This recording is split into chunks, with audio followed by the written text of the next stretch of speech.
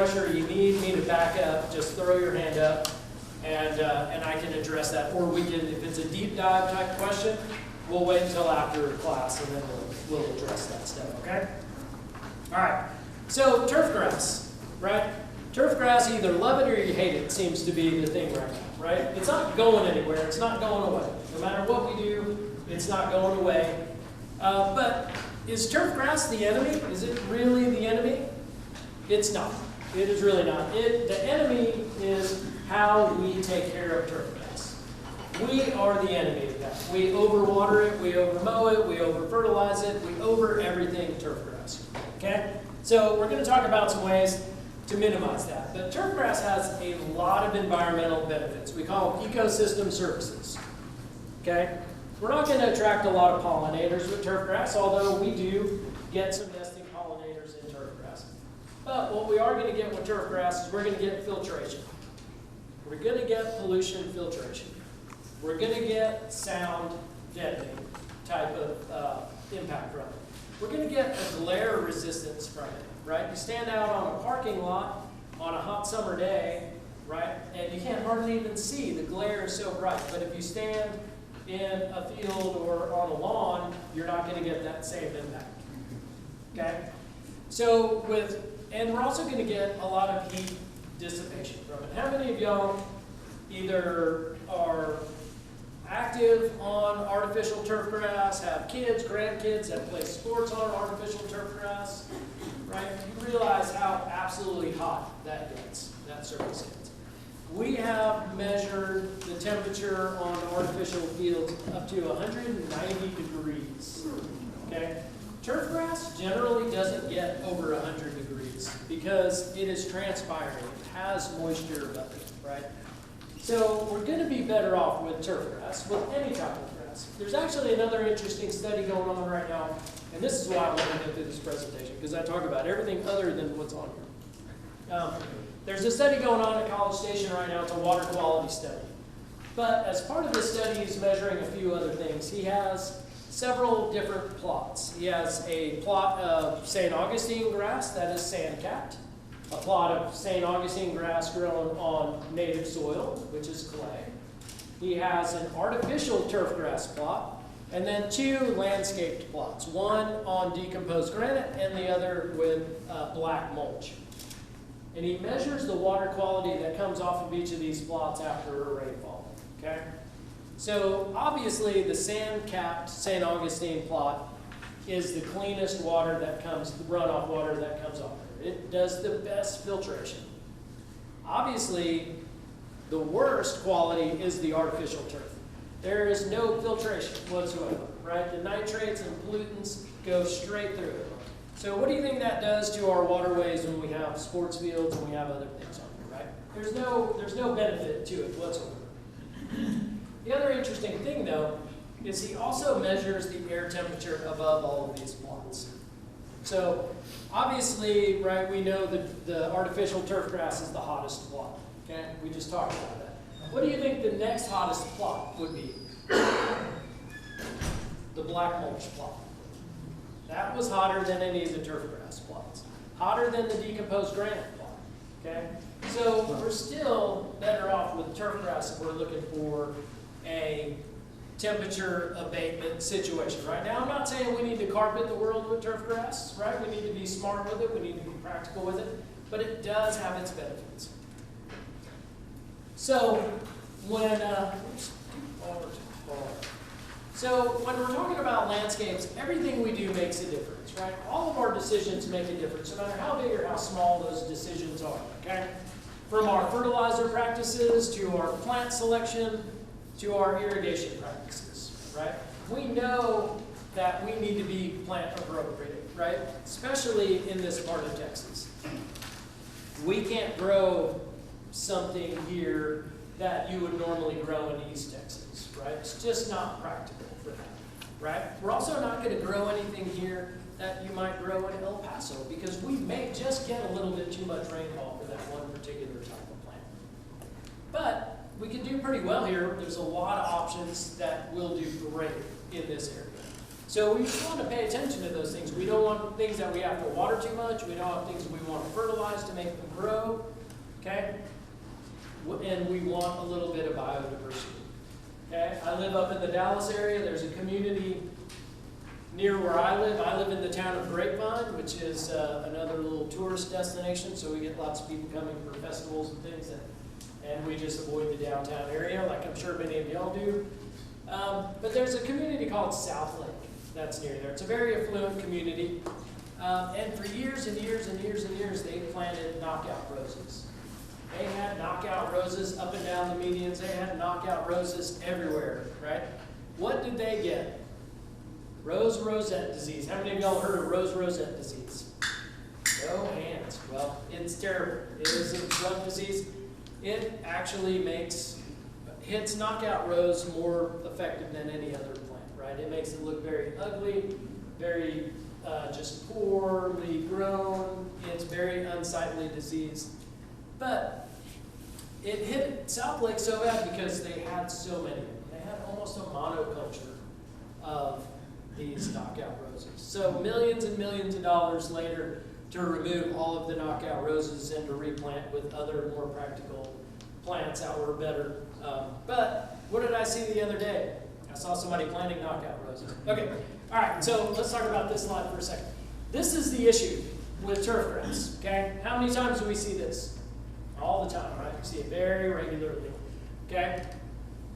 We don't need this. This is what's giving turf grass a really bad name. It's just this overwatering, this mismanagement of watering, right? So we're wasting a lot of time, money, and we're also pouring nutrients down the drain, okay? Everything that comes off of this turf grass runs across that sidewalk, runs down that street. Where does it go? It goes into the storm drain. Where does the storm drain go? Who can tell me where the storm drain goes? It goes to the creek, right? Goes to the creek. It does not go to the treatment plant. It does not go anywhere else but directly into your backyard, which is your creek, okay? So another reason to manage the water that's coming off of the property, okay? Did I go the wrong way? There we go. Okay, these are the three things we're going to hit today. We're going to talk about site preparation for turf grass. We'll go pretty quick over that because only a few people said they were installing property, and then we'll hit selection, and we'll talk about the VMPs at the end. Okay? So site selection, this is typically what you get with new construction, especially in my area. Okay, you get this compacted, roughed up soil from the building, and for somebody to move into this house, right, they have to have a certificate of occupancy. It has to be issued. To get a certificate of occupancy, that needs to be landscaped. That needs turf grass on it in the front yard, okay? So the builder has the incentive of just selling the house, so when he comes in, he's just gonna throw sod on top of that. He might smooth it out a little bit. He's not really gonna do a lot of soil prep. If you go digging around like you're planting your knockout roses over here, right, what do you might find? You know, you might find a bag of nails, you might find some shingles, who knows what you'll find under the soil. But if we took the time, or the builders took the time to prep a little bit better, then we'd have a better turf grass quality at the beginning, okay? So what we want to do is we want good quality turf grass, okay? We don't want old stuff that's been laying around, right? We want good quality turf grass to start with on a good, smooth, not weedy, terrible looking soil already. Right? These are the things that we're going to talk about through here. Number one is soil test, right? A lot of y'all brought your soil tests in. I think John said if you did not bring a soil test in, you can bring one in later. I think he's going to give like a couple of weeks. Did he say anything? He did not. He did not. Okay. Well, hold him to that. All right, so we're going to talk about soil testing a little bit, a couple of times throughout this presentation. How many of y'all have had soil tests done before? Okay, so y'all are pretty familiar with it. But it's important because we want to make sure that we have in the soil what the turf grass needs to grow. We want to make sure we have in the soil what any plant material needs, right? We want to make sure our macros and our micros are balanced out and our pH. Important that our pH is right.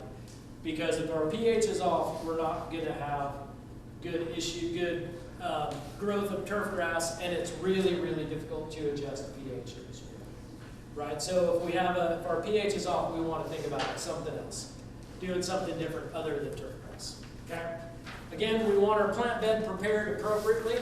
We want something more like this, not that up there. Right? So we want to smooth, we want to grade, we want to do amendments if we need to. Okay? Heavy clay soil. What kind of soil y'all have here? Like a pretty well-drained clay type soil? Loamy? Everything? So, rock? You have rock soil? Okay. Yeah. Well, yeah, I mean, we were talking earlier, I mean, if you guys could turn rocks into wine, you'd all be millionaires. So for clay soil, right, we need to open that soil up sometimes. We need to be able to increase the water holding capacity and the oxygen holding capacity in that soil. The good thing about clay is it will hold a ton of water.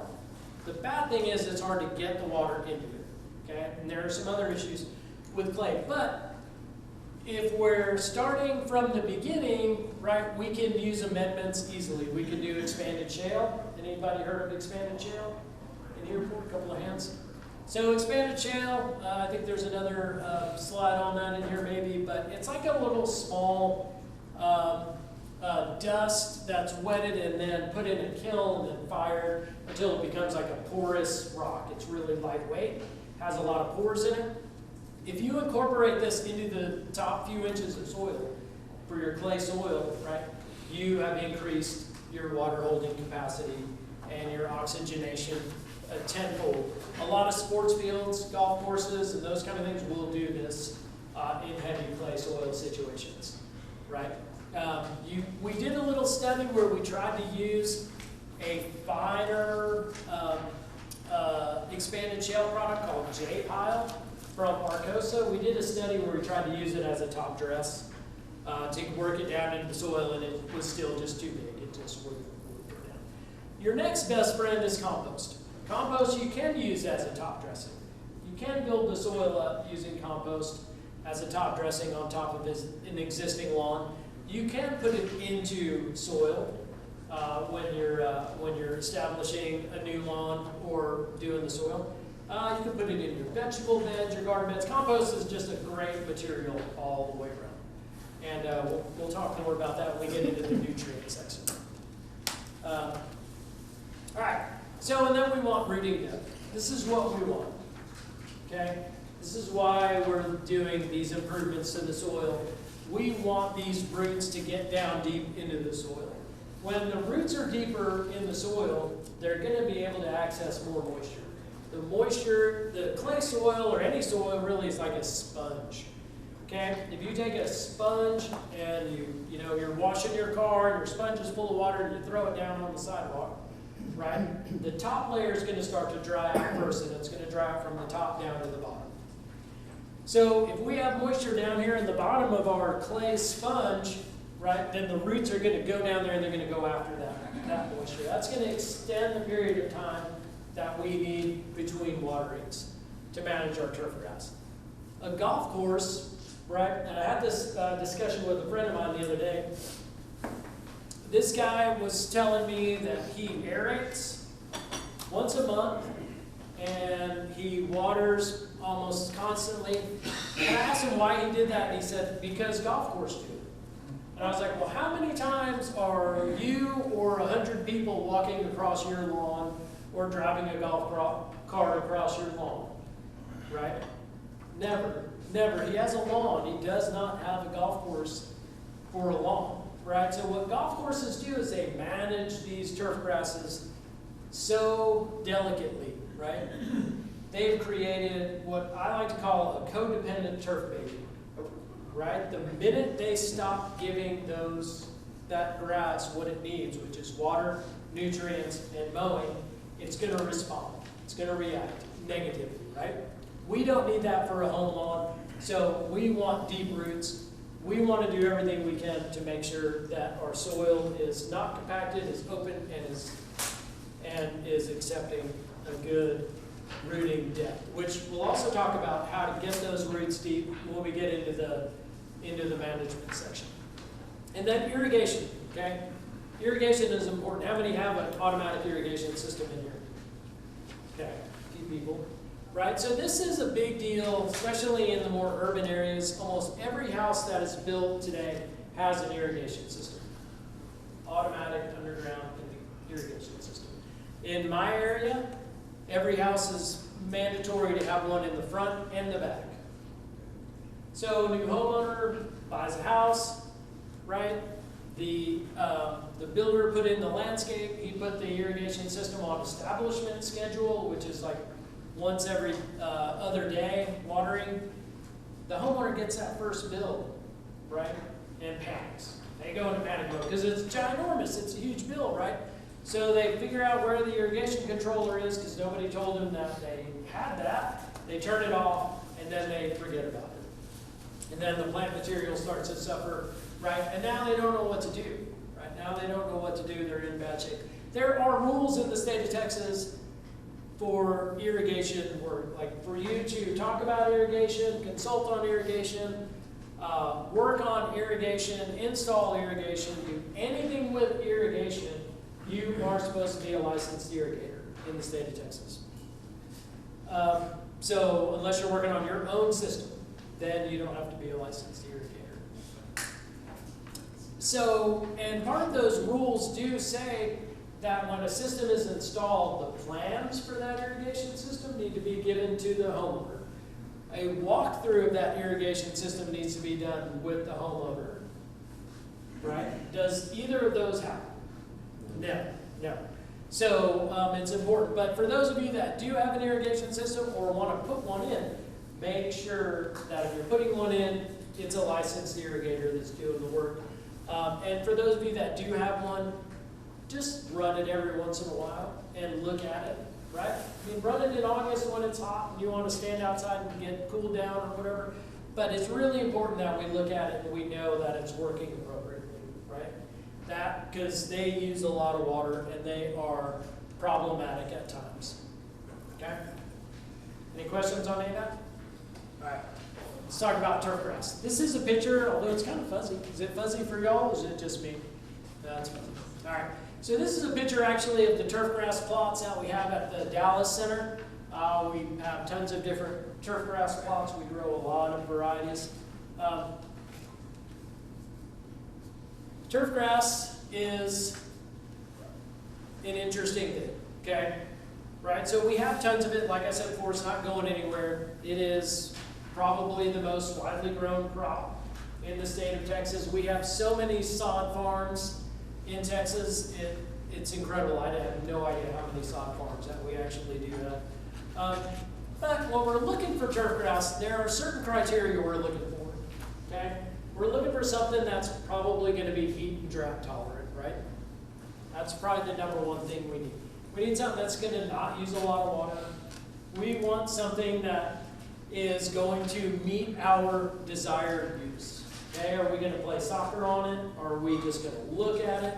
If the only time we ever walk across it is to push a lawnmower, what type of turf grass do we need, right? And then there's other considerations like color, texture, that type of stuff. And then we have all of that available to us. All of them are available. In Texas, we grow warm season turf grass. So up in the Panhandle, you'll see some cool season turf grass, but for us, mostly it's going to be warm season turf grass, right? We need something that's very water efficient. We need something that is drought hardy and something that recovers from stress good, right? Drought hardy is probably the key. That is what we're looking at mostly when we're breeding new cultivars of turf grass, is the drought hardiness. Look at this ideal temperature range for warm season turf grass, right? When in Texas is it not in that range, right? Very few times. It's always hot, right? That's when it wants to grow the best. Look at the ideal temperature range for cool season turf grass, okay? It's like 2 weeks out of the year we're in that 60 to 75 range. So cool season is just not a really good option for us. Even overseeding is not always a good option with cool season turf grass. because it can compete heavily with our warm season turf grasses for spring emergence. Right now, it is so warm. The soil temperatures are so high. I was getting a lot of calls and a lot of questions, still am, about pre-emergent application and fertilizer application, right? They're like, am I too late? I'm like, yeah, you're too late because Mother Nature wanted to get warm, right? You missed it by like a month. You can still get some protection if you put some down, but we want pre-emergence down before soil temperatures hit 55 degrees, right? There's a great website called Greencast that's by Syngenta, and it does an average soil temperature right in your area. You put your zip code in, and it'll tell you either what the current temperature is, what the 5-day average temperature is, right? And I looked at that the other day. We were well over 70 degrees already. What was the name of the website? Greencast. Greencast. Cast. Yep, like fishy cats. Yep, by Syngenta. But I digress. So these are the typical species that we're going to see in Texas. Okay, mostly buffalo, St. Augustine, and Bermuda grass and zoysia. Those are the ones that are going to be the most prevalent around. We're not going to see much centipede or seashore or bahia. We're starting to see a little more seashore come into play because seashore paspalum, as the name would suggest, the seashore part of it, it can tolerate salts really, really well. So if you're watering out of like a brackish well, or you're using reclaimed water from a treatment plant, seashore will handle it very, very well. Will really respond good to it. Okay, but mostly we're going to talk about the big four in here. We all know this, right? We know that it gets no rain in the west and too much rain in the east, and we're always stuck somewhere in the middle, not getting the rain when we need it. Here's the hardiness map. Have y'all all seen how the hardiness map has changed? Right, so that just recently changed. The new maps came out, and everything has shifted north. Everything has changed as far as the hardiness map goes. So if you're taking a picture of that, delete it and go find a new one because it's more. I just didn't have a chance to do it, but yeah, it has changed dramatically. It really has. Everything is shifting north as far as temperatures grow. So, and it's really changing the landscape quite a bit for what plants that we have available to us. All right, so here's our turf grass selections, right? And you can see why these are, is this pointer? Okay. All right, so you can see Bermuda grass. Look how much coverage it does well in the state of Texas. Almost all of Texas, right? So no reason why Bermuda grass is super popular. Zoysia, same thing. St. Augustine, more to the east where it's a little bit wetter. Okay? It likes that moisture. Okay? Seashore, obviously down at the coast. Centipede grass, way east Texas, and then buffalo grass. Look at buffalo. Straight down the middle of Texas, right? Where it's hot, where it's dry, okay? This is where it does the best. If you have buffalo grass or you plan to put in buffalo grass, do not plan to water it, do not plan to baby it, do not plan to take care of it. It likes it as just abusive as it can be. Yes, sir? It will, a little bit, yeah, but you won't notice that much. I mean, just the color will change, but it won't change like brown. It look like it did. Yeah, it won't change as much as like a warm season turf grass will. Like you'll notice it, but it's going to tolerate this heat much better than anything else. You should not plant buffalo grass east of the Brazos River, is what they say. But don't you cut buffalo grass at a higher level than all the rest of them? It likes it there. Yep, it likes it taller. Yeah, we'll talk about some cut heights here in a minute. Because that's important, right, for turf grass management is mowing. Really, really important. Here's some pictures of some of the different turf grasses that we have if y'all are wondering. St. Augustine grass, pretty obvious, Bermuda grass, zoysia, and buffalo. Zoysia has two. They have the fine texture and the coarse texture grasses, so a little bit wider blade and then the finer blade ones.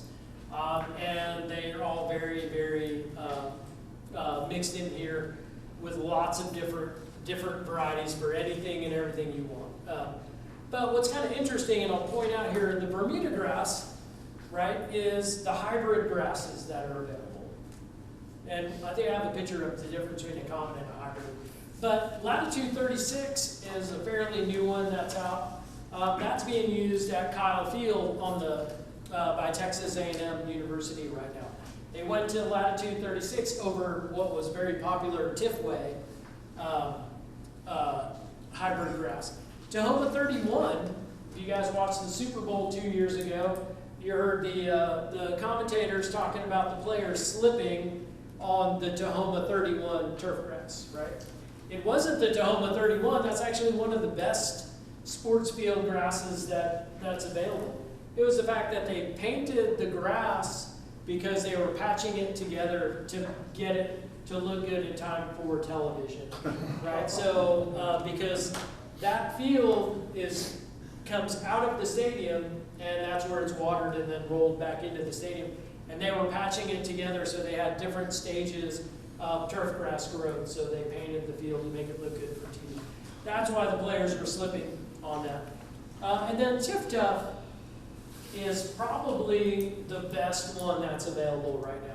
It has the best drought hardiness, it has the best rooting depth, right? And it's being used at TCU Stadium up in Dallas, and it is widely available. Or like a lot of people are starting to use that on their home lawns right now because it is a pretty cool turf grass. And then there's like Iron Cutter and Northbridge. Those are all new ones that are being used at a lot of golf courses. But the other one that's cool I'll point out here is Cobalt. That is a new St. Augustine cultivar that was just recently developed out of the Dallas Center. It is outperforming Tif Tuff as far as rooting depth, pest resistance, disease resistance, definitely shade tolerance, better shade tolerance, and better rooting depth right now. So, and it's a St. Augustine, and it is kicking everybody else to the curb. It's doing really great. So that's a new one that's on the block, and then you'll hear this Scott's Pro Vista on the block too. That's a Scott's product. The interesting thing there is they bred it to be what they call Roundup ready. Right? You can soak that in Roundup and it will not hurt that turf grass. I don't think that's a good thing. Scott's obviously thinks it's a good thing, but that's what they wanted, that's what they got. And then there's a handful of different buffalo grasses out there. There's actually even a few more than what's listed here that are available now. So, yes? Hey, I would say that our city ordinance currently prohibits the installation of St. Augustine. Yeah. Part of our drought tolerant landscape requirements. So our code enforcement, even if you had cobalt and went in and they identified it as St. Augustine, they'd probably get onto you about it. So probably, but that to me is a huge mistake because your landscape ordinance probably also mandates 1 or 2 trees for every lot to be planted. absolutely. Right? Yeah. So what happens in 10 years when you have 2 trees here, your neighbor has 2 trees, there's 2 trees across the street, there's 2 trees behind you. Yeah, I run into it a lot actually with tree removal permits because backyards are 100% shaded. There's no more turf grass. It's Right. dirt. People want to grow plants. Yeah, so it's a challenge, especially in our neighborhoods that have very small lot sizes. Yeah.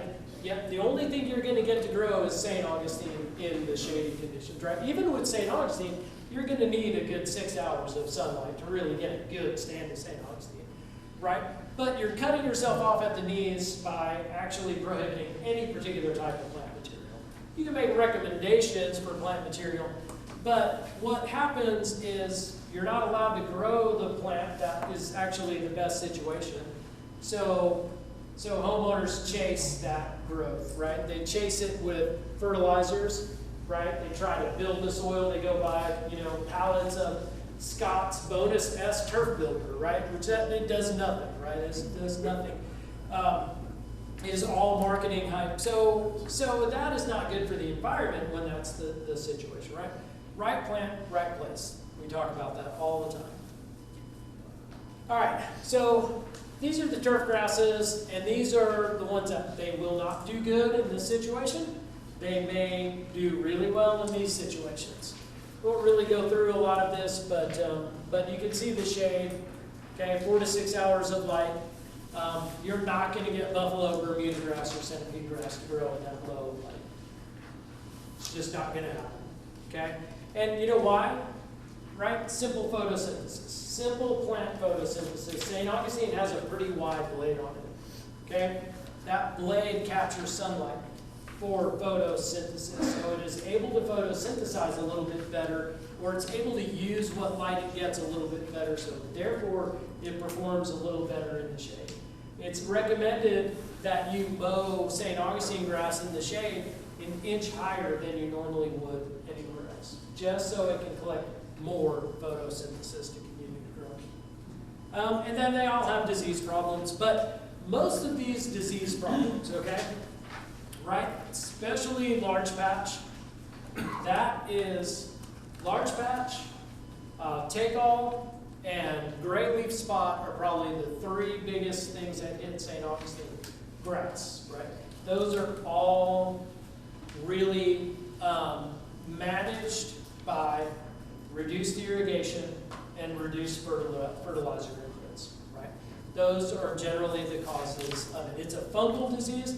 The fungus is already in the soil. The fungus lives in the soil, right? When the conditions are right, then the fungus is activated, and that's when we get these diseases, right? So, and sometimes we're just manufacturing the absolute perfect conditions for those fungal diseases to arrive.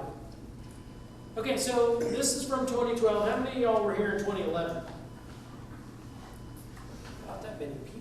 Gosh, you folks. All right, so 2011 sucked, right? It was hot. That is the single worst single-year drought we've ever had in the state of Texas, that in recorded history, right?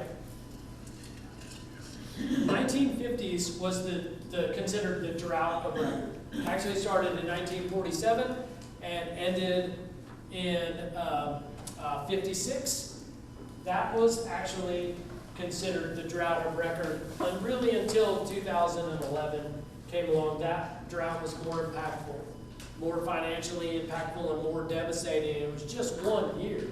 So, do y'all like to read? Anybody like to read good books? Yep. Okay. There's a great book by a guy named John Graves. He is an author. He has another great book called Hard Scrabble. He lived in the Glen Rose area near Chalk Mountain, and he wrote a book called Goodbye to a River. And he wrote it in the 50s, and he canoed from what was Lake Whitney to Possum Kingdom Lake. And he talks about every bend on that river. He talks about where he camped and everything that's going on in that river. But that book single-handedly saved the Brazos River. It was set to be the most dammed river in the state of Texas, right? That went to the Colorado, that accolade did, unfortunately. But now there's only, I believe, 2 dams on the Brazos River that are on the main stem of the Brazos River. Everything else is off channel, but what a great book. And if you like, or you're struggling with any type of gardening because you're just digging in rocks all the time, then read Hard Scrabble. It's a fantastic read